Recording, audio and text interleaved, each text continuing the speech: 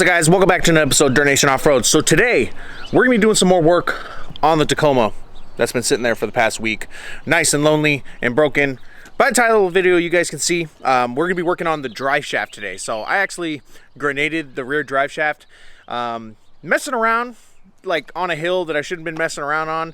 I'll drop the video right here. Check it out.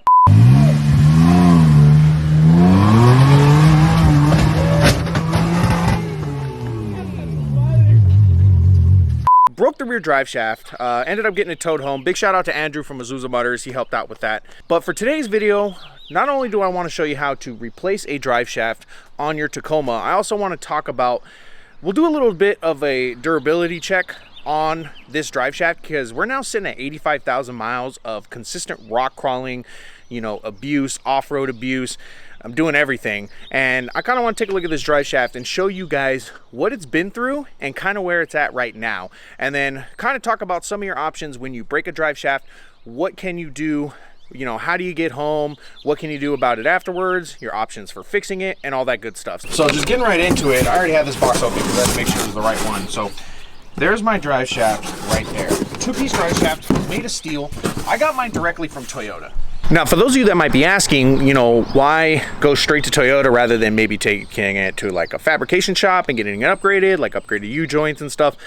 Honestly, because this drive shaft has done so well for me, the stock one, that I feel comfortable replacing it with another OEM one directly from the manufacturer, because these things are strong. The two-piece construction leaves it nice and high and tucked in there to where when you do scrape it on rocks, it's usually the back half of it, and it takes a beating pretty good. They're all steel, as opposed to, I mean, I know for sure like ZR2s, Chevy, Silverados, those all come with aluminum drive shafts. So as soon as you hit that thing, it's gonna rip in half. These, because they're made of steel, they don't break, they dent. Now, obviously at the U-joint ends, those are gonna break, but you're almost never gonna break one of these drive shafts in half unless you got like supercharged LS power. Other than that, you're not gonna have to worry. But these drive shafts are solid. 100% steel. I mean, this thing is freaking, just lifting up this half of it is heavy. The one we have, it's already comes with its own U-joints. It's pre-greased. It's ready to drop in right now. It has a brand new carrier bearing, which is also important because the carrier bearing on your drive shaft tends to go out when you have a lifted vehicle, because it'll increase, you know, let's say you lift it, it's going to increase the angle at which it turns, and it shoots out that carrier bearing pretty fast. And usually if you know you have a bad carrier bearing, is that when you drive it, you see the drive shaft do this, that means your carrier bearing is usually out. But being able to replace everything on the drive shaft is a pretty good thing, so I'm happy with it.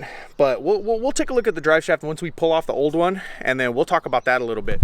But I'm gonna get started with pulling that old one out. So now, from what I can tell, it's a pretty simple process to take it out. You're just gonna need 2 14s, so I'm opting for a ratchet and then an open end socket.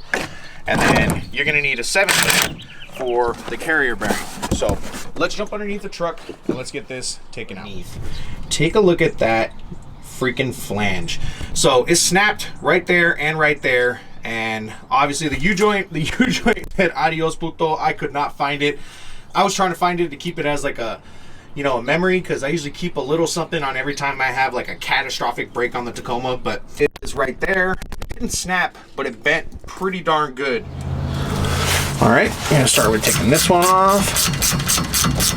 Now, luckily I don't have this drive shaft in the way, so I can just use the freaking socket wrench rather than turning it a bunch of times with the other one.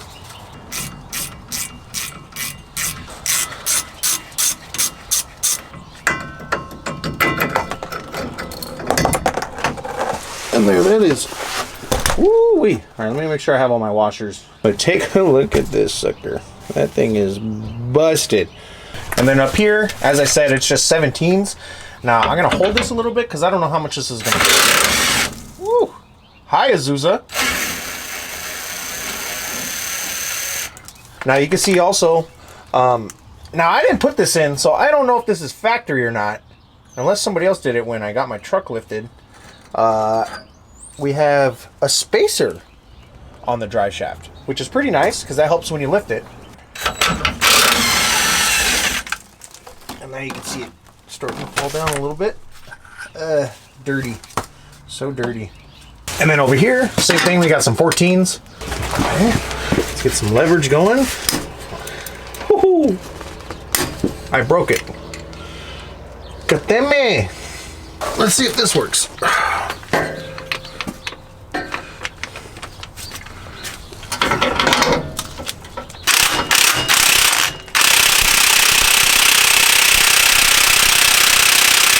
No shit.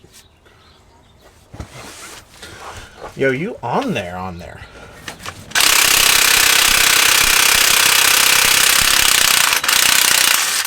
Damn.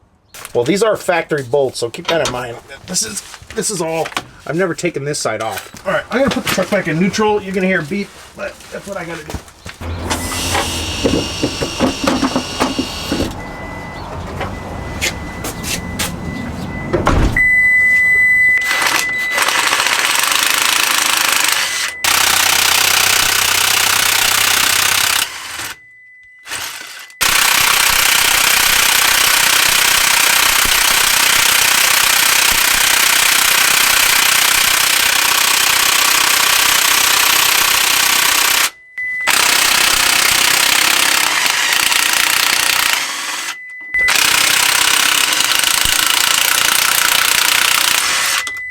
Get a brass hammer and start.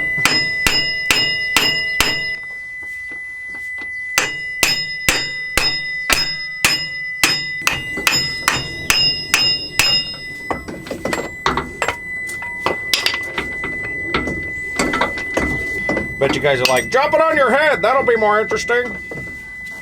I agree. All right, that's a removed drive shaft.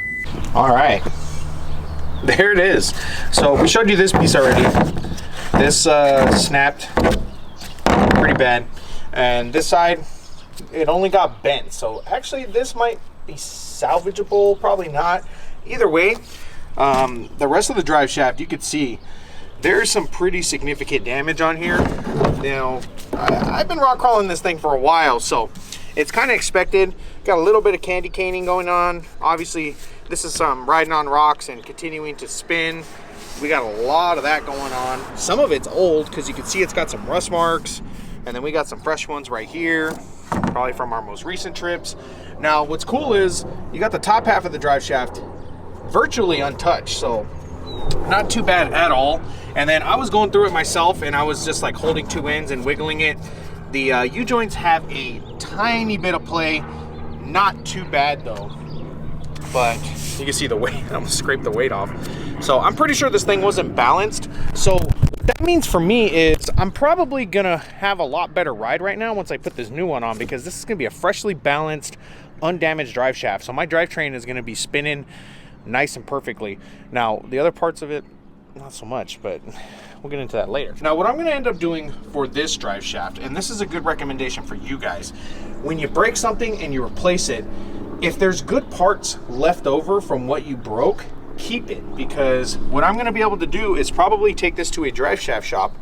They can chop it right here, put a new end, and then I have a new end right there, and now I have a complete replaceable drive shaft, so that when I go do something like the Rubicon, or I go somewhere on a far trip and I have a catastrophic failure, break a drive shaft, I can have this with me and I won't have to worry about it, because that's the kind of thing you want to make sure that you have extras on, is really important parts that make your truck get home.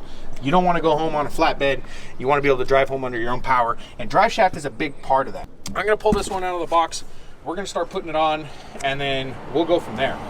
Okay, I don't know what happened to the audio on this clip, but I ended up replacing the drive shaft, 414s on the third member side, and then 414s on the transfer case side, with the 217s as well as the spacers for the carrier bearing.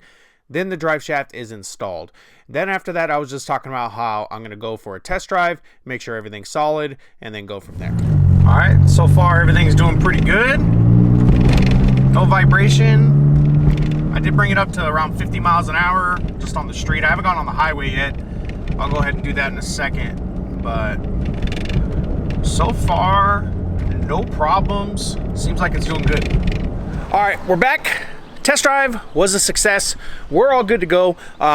Did take it on the highway, got it up to 65, no vibrations in the streets. I mean, it's expected. It's a brand new drive shaft and it's OEM bolt-on replacement, so I didn't expect to have any problems, but it's always good to test before you really get to daily driving and beating on it and off-roading and all that stuff. But as for this drive shaft, like I said before, I'll be taking this to a drive shaft shop and see if I can get it rebuilt and repurposed as a replacement so that I have a backup. Now, for you guys out there that deal with a problem like this, let's say you break your drive shaft out on the trail and you're trying to figure out what to do. You have a couple options. Now, if you guys have a slip yoke or anything like that, what you can do is just pull the drive shaft out of there. Or if you have tools, you can do the same thing. Me, I opted to ended up strapping it up. Say hi to Robert, everybody. Robert's here to say hi. Anyways, what I opted to do was, because I knew I was getting towed, I just had to drive out of the area that I was in two-wheel drive. So you can use 4x4 drive, front-wheel drive, and it'll still work. I wouldn't recommend going, you know, highway speeds, but you can go 20, 30 miles an hour and get off the trail or get somewhere safe. But like I said, I opted to use a strap to strap the drive shaft to the side so that I was able to still drive, because I didn't have tools with me to take off the drive shaft. So an important thing for you guys to consider is, okay, maybe I don't want a whole drive shaft to, you know, have as a replacement or a backup. Just make sure you carry the tools to take yours off, or carry, you know, recovery equipment, or just bring somebody that can drag your ass off the trail. Something like that. Another thing is U-joints. U-joints are particularly important because sometimes, see, mine was a particularly bad break. I broke the flange and everything. Sometimes what might happen is you might just break the U-joint, and if that's the case, you just break the U-joint, you can replace it there on the trail and you'll be good to go. So keep that in mind. It shows the importance of carrying extra gear, knowing your vehicle, knowing how to work on it, and putting yourself in the best position to succeed when something goes bad. But if you guys have any questions, go ahead and comment below. We're all done here with the drive shaft replacement. We're all good to go. We'll go out and thrash on the Taco a little bit today, make sure the drive shaft is 100% solid, but I'm all done here. I want to thank you guys for watching. Make sure to subscribe to the channel. So it's on Instagram, Facebook, YouTube, and Patreon. You can also set up for shirts, hats, hoodies, and all those other goodies at dirtnationoffroad@gmail.com. We're all done here. Thank you guys. See you again next time. See you again next time.